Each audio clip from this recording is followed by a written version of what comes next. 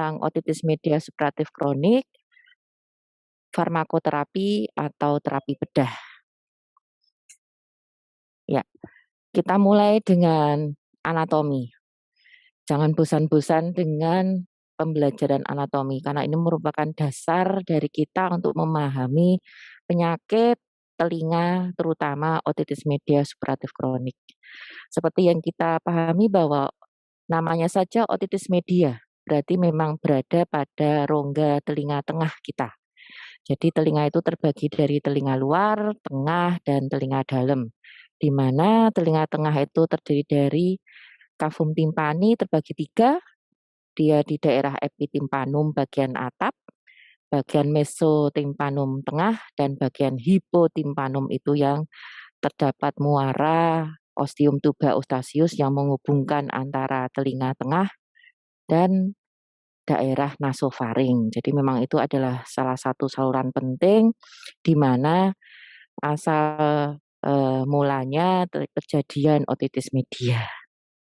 Ya, masuk lebih dalam lagi. Jadi kalau dari sisi sagital, dari sisi lateral, kita bisa melihat sebenarnya anatomi telinga tengah dan kemudian kita tarik ke bagian posterior itu adalah ada namanya antrum mastoid atau rongga mastoid, di mana rongga mastoid itu dihubungkan oleh daerah epitimpanum yang kita sebut advitus et antrum. Jadi memang pintu antara epitimpanum dan antara antrum mastoid. Jadi antara dua rongga itu ada pintu kecil, nah advitus et antrum. Nah, itu nanti berfungsi untuk sebagai saluran ventilasi. Kemudian kita lihat bahwa di daerah rongga mastoid ada organ-organ penting di situ. Jadi ada imajiner dari saraf facialis, pars mastoid, dan kemudian ada komponen penting seperti eh, gangguan seperti organ keseimbangan kita yang di mana ada semicircularis baik itu lateralis, posterior dan superior. Jadi kadang-kadang kalau ada gejala otitis media superatif, ada gangguan keseimbangan, nah pasti terjadi sesuatu di daerah tersebut. Jadi memang gejala atau suatu ke arah komplikasi otitis media superatif tidak jauh dari pergeseran penyakitnya itu akibat dari letak-letak penting di daerah rongga tersebut. Ya, masuk ke lebih dalam lagi, tadi berkali-kali Dokter Arif menyebutkan tentang Prusak space atau tempat awal cikal bakalnya terjadinya kolesteatum. Nah, inilah Prusak space itu adalah rongga kecil sekali. Jadi di daerah epitimpanum di antara skutum di mana apabila terjadi retraction pocket di daerah situ bisa menyebabkan cikal bakalnya kolesteatum. Sangat kecil sekali tapi sangat penting untuk mengetahui awal kejadian dari permasalahan kolesteatum pada otitis media superatif kronik. Ya, apabila di dalam gambaran CT scan dari mastoid atau dari kita bisa melihat dari sisi koronal, ini baik kita bisa lihat liang telinga kita, jadi kanalis auditoris externa, kita bisa melihat kavum timpani manusia atau yang biasanya terjadi pada adults atau manusia dewasa, nah itu seperti itu. Jadi kelihatan kaput maleusnya, kelihatan sedikit inkusnya, bahkan kelihatan seperti kokleanya. Nah, inilah yang normal. Jadi semakin dia berwarna hitam, semakin dia normal karena berongga. Jadi tidak terisi jaringan granulasi, tidak terisi kolesteatum, dan pasti tidak terisi ada cairan yang kental dan mukopurulen. Jadi clean atau bersih. Ya. Definisi, tadi sudah dikatakan oleh Dr. Ariel bahwa otitis media superatif kronik itu adalah radang kronik telinga tengah disertai perforasi membran timpani dan seket liang telinga yang berlangsung. Kalau menurut PNPK kita, Panduan Nasional tentang Tata Laksana Otitis Media Superatif Kronik, sebenarnya 2 minggu itu sudah kita katakan sebagai otitis media kronik. Tetapi apabila sudah berkali-kali, lebih dari 2 bulan atau ada yang dari WHO itu mengatakan 6 minggu sampai 2 bulan hilang timbul terus-menerus, itu sudah masuk definisi dari otitis media superatif kronik. Betul, tadi sudah dikatakan oleh pembicara sebelumnya bahwa ada 2 tipe, yang benign, aman atau tipe tubuh timpanik, atau yang kedua adalah maligna atau tipe bahaya atau antral. Itu sama klasifikasinya, memang hanya ini dan kemudian dibagi juga apakah itu ada kolesteatum atau tidak ada kolesteatoma. Karena begitu ada kolesteatoma, dia sudah masuk ke OMSK yang maligna. Ya, ini tadi kita perjelas lagi bahwa benign dan maligna. Kalau benign itu begitu para dokter-dokter ini melihat dari otoskopinya atau otoendoskopinya, oh ternyata perforasinya sentral atau subtotal, oh sekretnya jernih atau mukopurulen tapi tidak begitu kental atau yang thickness, dan tanpa kolesteatum dia sudah masuk ke benign.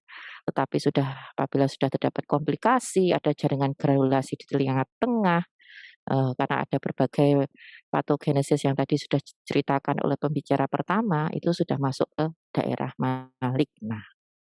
Ya, diagnosis wajib kita tegakkan mulai dari anamnesis, apakah ada keluar cairan atau riwayat keluar cairan sebelumnya, kita tanya onsetnya, kapan kejadiannya, terus kemudian apakah ada faktor pencetusnya, apakah ada ISPA, apakah ada otitis media akut sebelumnya, kemudian apakah ada faktor lingkungan yang mempengaruhi dan sebagainya.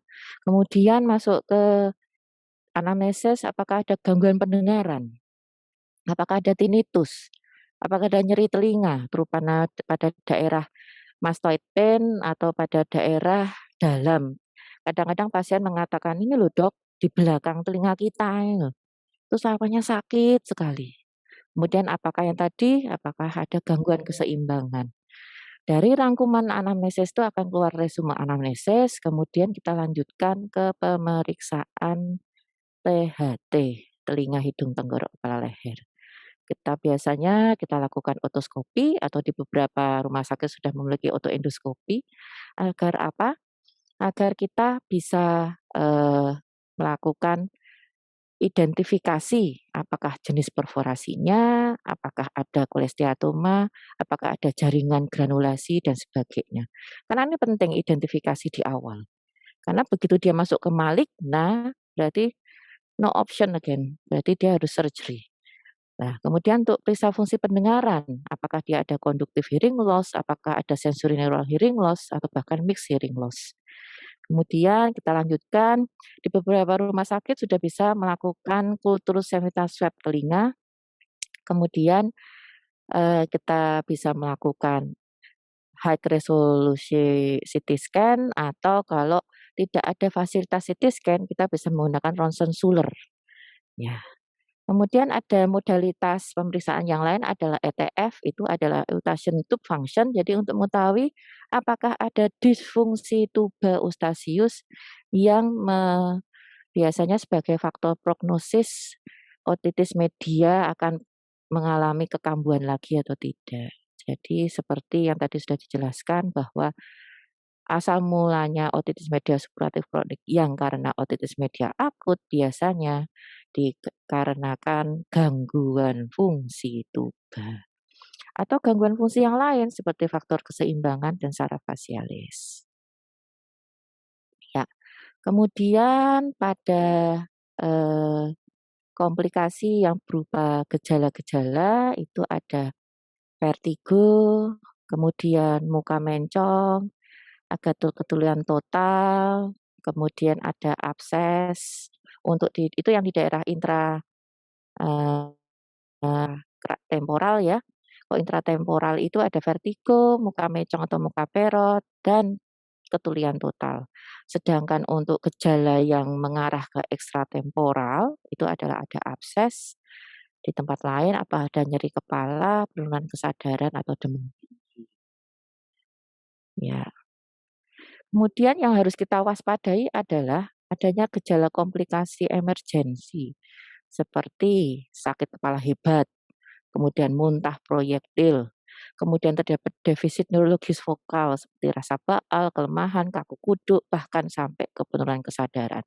Berarti ini ada something ini yang ada ke arah komplikasi dari otitis media superatif kronik. Hmm, ya. Kemudian masuk ke komplikasi dari otitis media superatif kronik itu terbagi intratemporal, ekstratemporal. Sedangkan ekstratemporal itu terbagi intrakranial dan ekstrakranial. Intratemporal itu terbagi di ossicular chain disruption, tuli sensori neural, fistula labrin dan labirinitis, dan paresthesia nexus facialis. Sedangkan ekstratemporal itu ada intrakranial dan ekstrakranial. Ya, untuk ekstratemporal itu terbagi dua, ada intrakranial dan ekstrakranial. Ada abses otak, meningitis, emfisema subdural, hidrosefalus otitis, trombosis sinus lateralis. Sedangkan yang ekstrakranial seperti abses, ya ada superficial seperti yang pada gambar tersebut, ya memang ada pembengkakan pada daerah belakang telinga kita. Ya, masuk pemeriksaan telinga, yang paling penting apa? Itu adalah tanda riwayat operasi telinga. Apakah ada atau tidak fistula retroauricula? Apakah ada tanda inflamasi? Dan bagaimana kondisi dari liang telinga? Shaking dan sekret telinganya bagaimana? Shaking itu adalah eh, jadi kondisi liang telinga yang menyempit akibat ada desakan dari daerah rongga mastoid atau daerah bagian posterior, jadi menyempit. Kemudian yang paling masuk lagi pemeriksaan telinga tengah itu apakah ada tipe perforasinya bagaimana. Seperti tadi sudah diungkapkan, apakah dia tipenya sentral, apakah dia tipenya subtotal, apakah dia tipenya atik, apakah dia tipenya marginal atau total, itu sangat menentukan dari diagnosis kita. Kemudian apakah ada tidaknya atelektasis sesuai dengan GZ. Jadi memang ada banyak tipe-tipe atelektasis ya. Jadi retraction atau retraksi pada gendang telinga. Kemudian apakah ada tanda inflamasi seperti pada ada hiudem atau hiperemis. Apakah ada jaringan granulasi, kolestiatum, dan timpanosklerosis. Gambar di samping itu adalah gambar dari atik perforasi di mana ada kolestiatoma pada daerah pars flaccida atau daerah epitimpanum yang kemudian menimbulkan jaringan granulasi sehingga terjadi peradangan yang terus-menerus dan menimbulkan otore yang biasanya berbau. Ya. Untuk CT scan otitis media superatif kronis itu ya inilah salah satu contoh dari CT scan.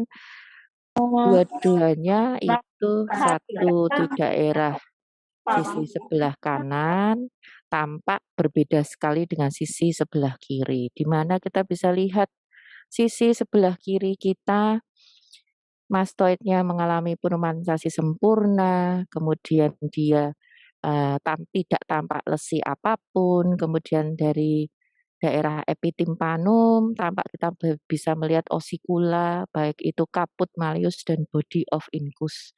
Jadi tampak adalah jaringan granulasi atau lesi.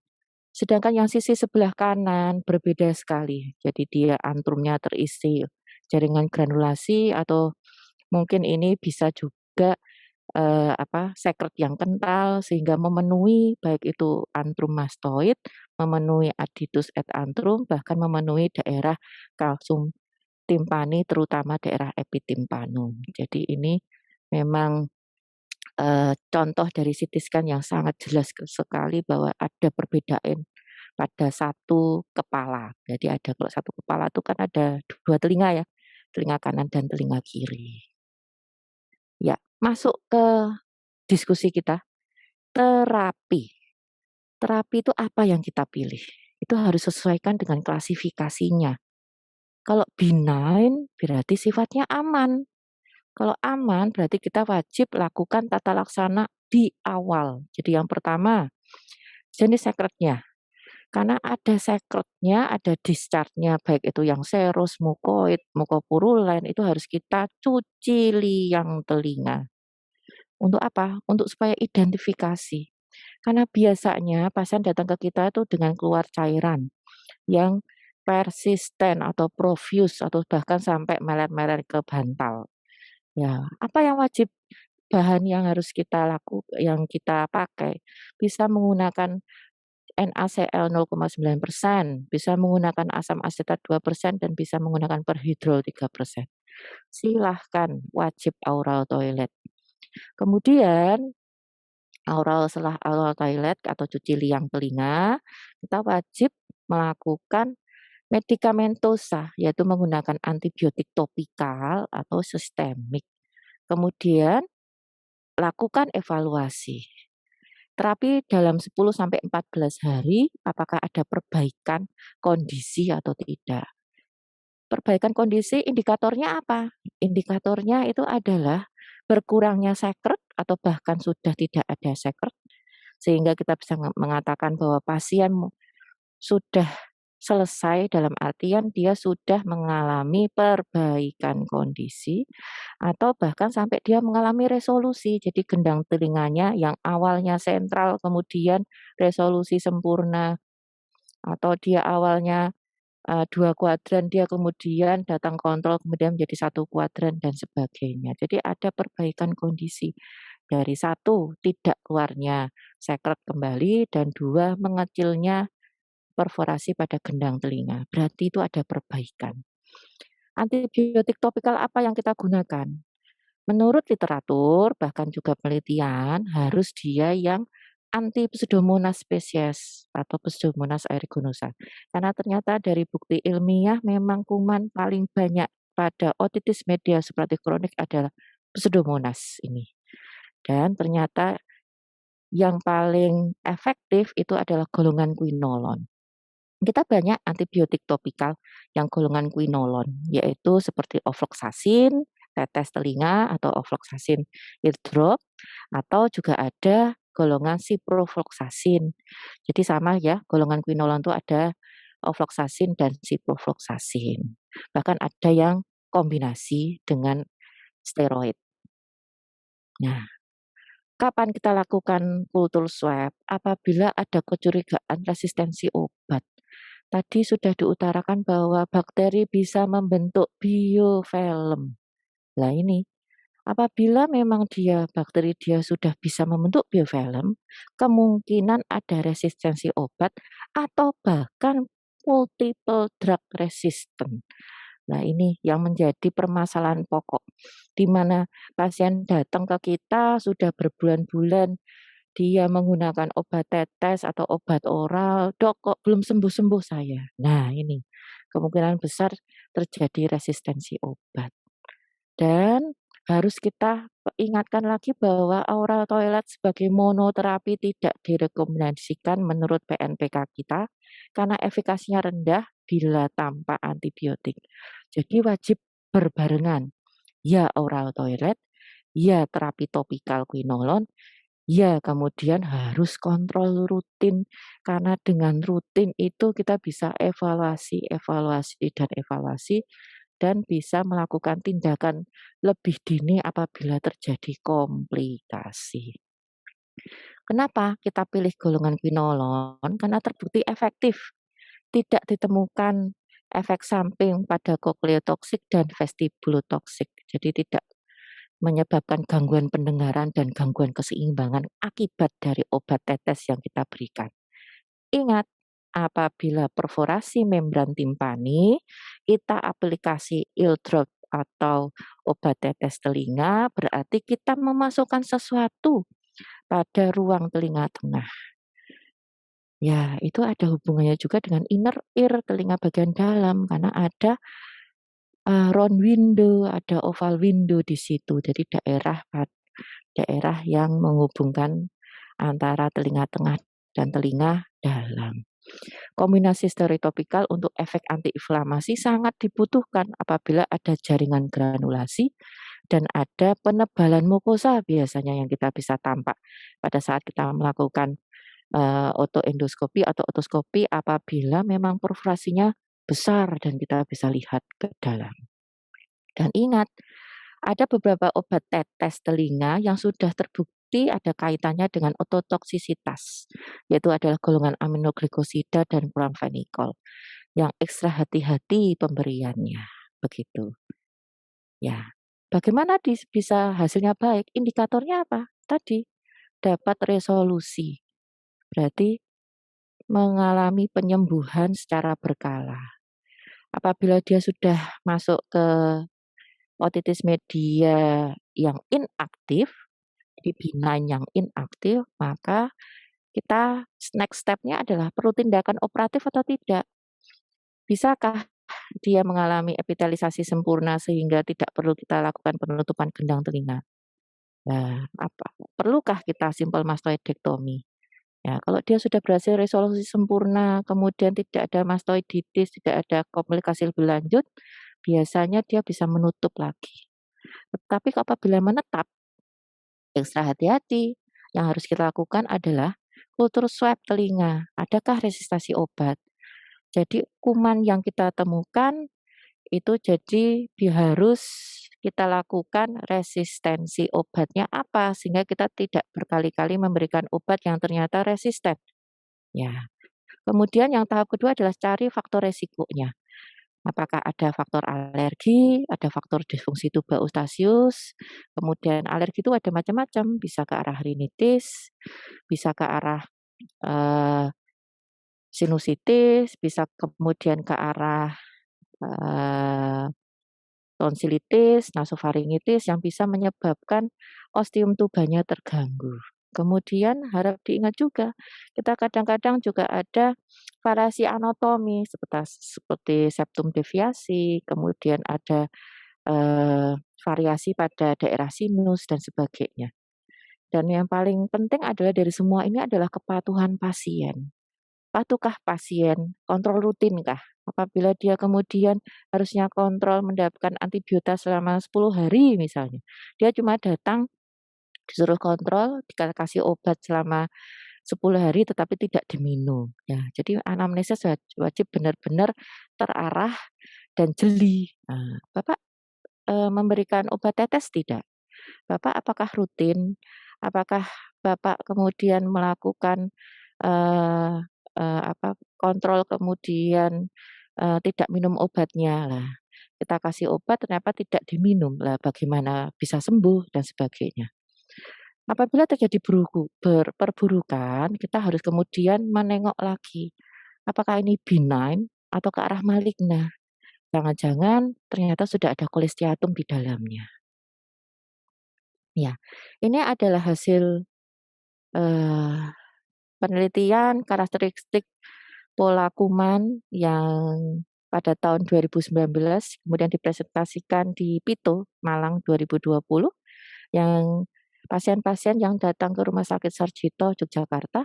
Jadi memang betul baik itu yang benigna dan maligna, hasil kultur yang paling banyak adalah masih Pseudomonas aeruginosa dan kedua adalah Staphylococcus aureus. Jadi dari banyak ini ternyata memang yang terbanyak adalah masih spesies Pseudomonas. Untuk yang maligna sama masih Pseudomonas aeruginosa dan Staphylococcus aureus. Tapi yang membedakan adalah ini, kepekaan kuman. Antibiotik sensitif. Jadi ternyata ya gentamisin juga masih bisa, ciprofloxacin juga masih bisa. Tapi ingat efek samping dari gentamisin sehingga kebanyakan kita masih menggunakan protokol golongan quinolone untuk terapi pada otitis media suppuratif kronik benigna. Sama juga dengan yang maligna, sensitifnya sudah sangat beragam apabila kita bandingkan dengan yang benign, otitis media suppuratif kronik yang benign. Jadi sudah antibiotik yang sensitif sudah sangat beraneka ragam. Bahkan yang mulai dari amikacin, meropenem, imipenem, bahkan sampai yang cefepim dan piperacillin itu sudah aneh-aneh bentuknya. Kemudian tentang resistensinya, jadi antibiotik yang resisten terhadap kuman otitis media suppuratif kronik ternyata ya cefazolin, tigesilin, dan sebagainya. Bahkan ada yang resisten terhadap ciprofloxacin. Bagaimana yang maligna? Sama, ternyata sudah ada yang resisten terhadap obat-obat seperti ciprofloxacin dan gentamicin, bahkan levofloxacin. Ya, ini harus eh, menjadi peringatan atau menjadi informasi penting bahwa ekstra hati-hati apabila kita mau meresepkan antibiotik. Jangan sampai kemudian terjadi resistensi kuman pada belakang hari. Dan memang kepatuhan pasien itu adalah nomor satu atau kunci keberhasilan dari terapi.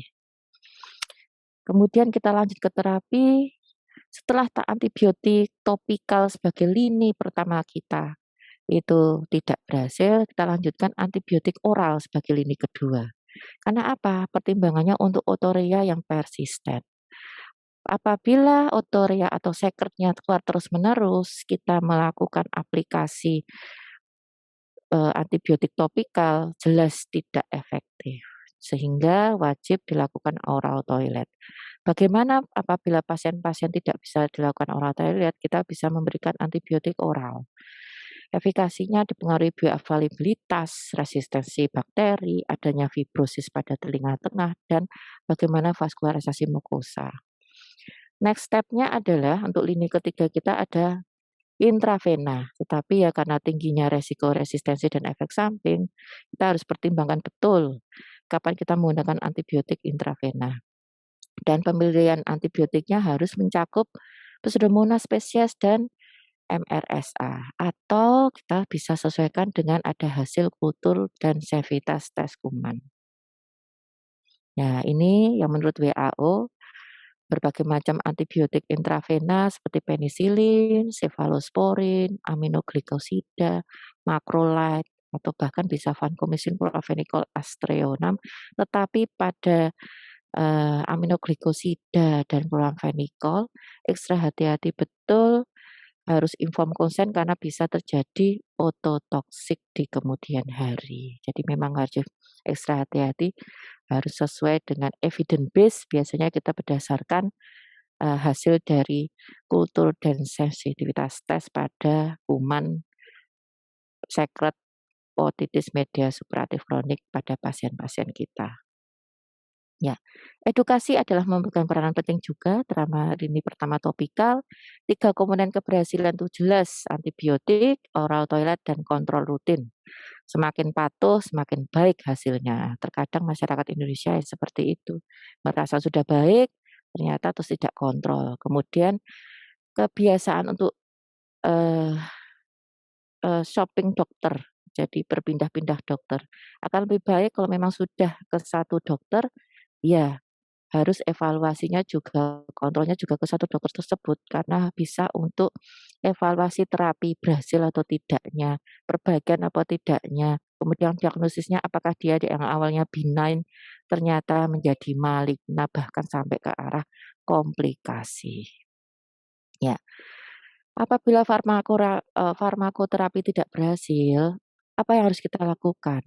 Lakukan high resolusi CT scan. Ternyata ada penebalan mukosa, ternyata ada kolesteatoma, ternyata ada sesuatu lesi di daerah CT scan, dan sekaligus juga CT scan ini juga untuk persiapan pre-op. Ternyata memang wajib tidak bisa dilakukan farmakoterapi secara monoterapi, wajib dengan surgery option. Nah, ini adalah contoh suntikan OMSK dari potongan koronal di mana tampak ada penebalan mukosa atau ada lesi di daerah kavum timpani, baik itu dari daerah epi, meso, dan hipo. Jadi ini wajib dibersihkan. Next, nah ini adalah CT scan yang memang terarah pada kolesteatoma di daerah atik atau di daerah pars flaccida. Jadi benar-benar di daerah pars tensa atau di daerah kavum timpani itu kosong, tidak ada permasalahan. Tidak ada jaringan granulasi, tidak ada tampak lesi apapun di kavum timpani bagian medial. Jadi memang murni terbatas di daerah atik. Kalau cuma seperti ini ya jelas jenis operasinya berbeda. Nanti kita di belakang mengetahui jenis-jenisnya. Nah, jadi ini tampak kalau memang sudah ada gambaran seperti ini, dia sudah masuk ke otitis mediosperatif kronik yang tipe bahaya, tipe maligna. Apalagi sudah ada gambaran kolesteatoma di atas. Ini sudah masuk ke maligna berarti tidak bisa dengan terapi medikamentosa. Wajib eradikasi. Nah, kolesteatoma tadi sudah banyak dijelaskan oleh Dokter Arif, pembicara yang pertama. Ya, saya menyinggung sedikit bahwa kolesteatoma itu dia bisa berkembang, ya. Ya, dia sukanya makan sesuatu soalnya. Ya, dia bisa melakukan destruksi yang berlebihan, bahkan bisa sampai pengeroposan tulang-tulang. Nah, harap diingat bahwa telinga terutama bagian tengah, atap dari rongga telinga kita itu sudah yang kita namakan tegmen timpani atau atas atapnya dari antrum mastoid itu tegmen mastoid itu sudah otak. Jadi begitu dekatnya daerah rongga telinga tengah kita dengan otak. Jadi harus ekstra hati-hati. Apabila sudah ada komplikasi ke intrakranial wajib segera lakukan tindakan. Tidak bisa dengan tetes lagi. Ya, ini adalah gambaran pasien OMSK bilateral. Jadi yang sebelah sisi kanan tuh tampak giant cholesteatum atau cholesteatum yang sangat besar sekali. Ya, dia ternyata sudah mendestruksi atau sudah menjadikan satu ruangan, jadi tidak tampak lagi selule-selule mastoid yang seperti sarang tawon tadi. Kan di awal itu kan seperti sarang tawon, kecil-kecil. Nah, ini sudah terisi menjadi satu ruangan besar. Sedangkan pada sisi sebelah kiri itu tampak jaringan granulasi atau memang bisa itu suatu sekret mukoprulen yang hanya sedikit terisi pada antrum mastoid. Ya, jadi ini pada pasien yang satu adalah OMSK maligna, sedangkan yang satu adalah OMSK benigna. Apakah bisa terjadi bilateral pada satu pasien? Bisa, dan terbukti ada. Ya, yang paling kita khawatir adalah faktor destruksinya. Ya, tadi sudah saya katakan bahwa atap dari kavum timpani atau rongga telinga kita itu adalah otak. Dan ini adalah gambaran di mana lempeng atas itu sudah lubang. Jadi sudah ada defek pada tegmen timpani. Jadi sudah meluas ke intrakranial. Ya, tujuan dari terapi bedah itu satu, eradikasi infeksi. Nah, kalau dia tidak bisa dilakukan dengan farmakoterapi, ya wajib dibedah, wajib dieradikasi infeksinya, wajib dibersihkan, wajib dihilangkan jaringan kolesteatumnya, wajib dihilangkan jaringan granulasinya, sehingga menghasilkan telinga kering yang permanen. Kemudian tujuan yang berikutnya adalah dengan memperbaiki fungsi pendengaran. Ya, bila kolesteatoma jelas wajib dibedah. Bila komplikasi, ya wajib dibedah karena untuk terjadinya abses kita wajib lakukan incisi drainase untuk supaya tidak terjadi kerusakan lebih lanjut. Ya, ini adalah approach atau arah arah kita mau melakukan tindakan apakah dari endomeatal, apakah dari liang telinga atau enaural atau di bagian belakang atau biasa kita sebut retroauricula. Jadi ada kadang-kadang irisan telinganya kok di belakang, irisan di dalam liang telinga atau bahkan kok dioperasi tapi katanya tidak ada. Ternyata dia melalui endoscopic view atau dengan transkanal di daerah liang telinga dalam. Ya, bedah itu terbagi karena wall up, karena wall down itu adalah sistem operasinya. Apakah kita mau dinding utuh atau dinding runtuh? atau hanya operasi timpanoplasti saja, menempel gendang telinga saja karena memang sudah kering, gendang telinganya perforasinya cukup besar. Kemudian ada yang melakukan obliterasi mastoid dan meatoplasti. Fungsinya itu adalah apabila kita membuka liang telinga agar drainase pasca operasinya bisa berjalan lancar dan tidak terjadi lagi penumpukan atau stagnansi. Jadi tujuannya ada. Nah, ini adalah klasifikasinya, kapan istilah-istilah kana wall up dan kana wall down. Jadi kalau kana wall up itu ada yang tadi, kalau memang di daerah atik atau di daerah atap saja, ya kita lakukan hanya membuka daerah atap saja. Jadi kita tidak melakukan radikal mastoidektomi atau melakukan yang modified radikal. Ya, jadi sesuai dengan letak dari atau approach atau perjalanan penyakitnya.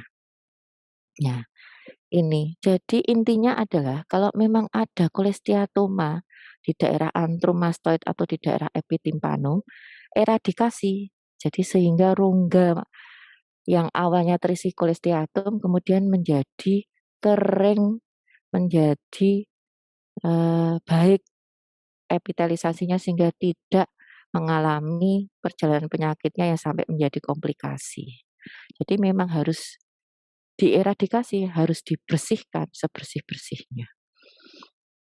Nah, ini yang tadi sudah dijelaskan oleh pembicara yang pertama bahwa tipe-tipe kolesteatum ada yang retraction, ada yang teori metaplasi, teori imigrasi, dan teori hiperplasi.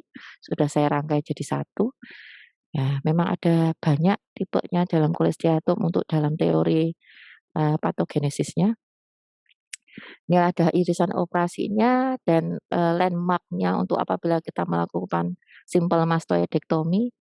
Jadi memang betul-betul wajib lakukan CT scan mastoid, sentrasi cavum timpani dan kanalis auditus externa slide 0,6 supaya bisa untuk landmark operasi atau persiapan operasi sebelumnya.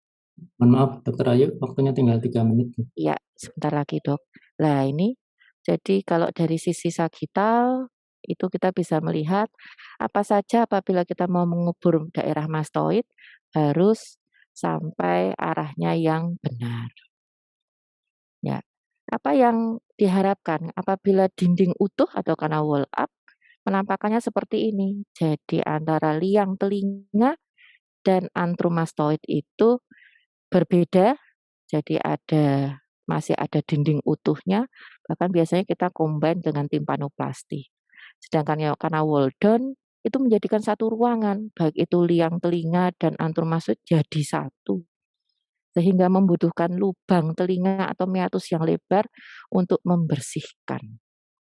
Ya, pasca operasi biasanya karena wall down kita ikuti dengan meatoplasti sehingga drainase pasca operasi terjaga.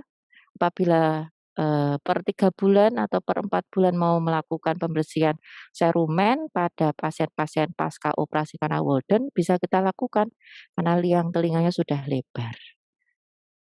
Ya, kesimpulan harus kita bedakan apakah klasifikasinya benign atau maligna. Farmakoterapi itu ada antibiotika, oral toilet, dan kontrol rutin.